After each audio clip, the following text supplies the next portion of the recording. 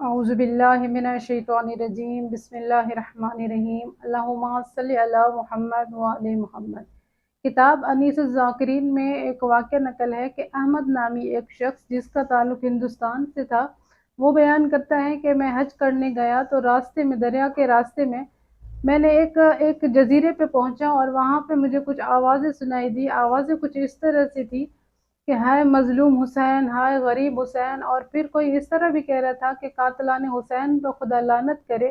تو یہ کہتا ہے کہ جب میں نے یہ آوازیں سنی تو میرے دل میں شوق پیدا ہوا کہ میں بھی پوچھوں کہ آپ لوگ کون ہو کہ اس جزیرے میں، اس پانی میں امام حسین علیہ السلام کا ذکر کر رہے ہو۔ تو یہ کہتا ہے کہ میں نے پوچھا بلند آواز سے کہ آپ لوگ کون ہو جو اس پانی میں کون سی مخلوق ہو کہ امام حسین علیہ السلام پہ گریہ بھی کر رہے ہو اور قاتلان حسین علیہ السلام پہ لعنت بھی کر رہے ہیں۔ تو مجھے جواب دیا گیا کہ ہم جن ہیں، پانی میں رہنے والے جن ہیں، اور ہم امام حسین علیہ السلام کے معتقد ہیں، حسین کو مانتے ہیں اور حسین کا غم کرتے ہیں اور حسین کے قاتل پہ لعنت کرتے ہیں۔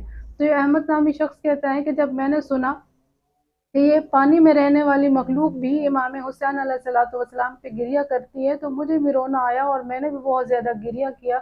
روتے روتے مجھے خواب، میں سو گیا اور میں خواب میں دیکھتا ہوں کہ امام حسین علیہ السلام ہیں اور امام حسین علیہ السلام کا جسم مبارک زخموں سے چور چور ہے۔ کہا کہ یہ کہتا ہے کہ میں نے جیسے یہ خواب دیکھا تو پریشانی میں بیدار ہو گیا۔ دوبارہ میں جب سو گیا، اب میں دیکھتا ہوں کہ امام حسین علیہ السلام کا جسم پہلے جو زخموں سے چور چور تھا وہ بالکل صحیح و سالم ہے، لیکن امام حسین علیہ السلام کے سینے پہ ایک داغ ہے، ایک زخم ہے جو ٹھیک نہیں ہوا۔ تو یہ کہتا ہے کہ میں امام حسین علیہ السلام کے قریب گیا اور سلام کیا کہ مولا، پہلے تو میں نے دیکھا کہ آپ کا جسم زخموں سے چور چور تھا، ہر جگہ آپ کے جسم پہ زخم تھے، اور اب یہ جسم بھر گیا ہے، لیکن ایک زخم جو آپ کے سینے پر ہے وہ ابھی تک کیوں نہیں بھرا؟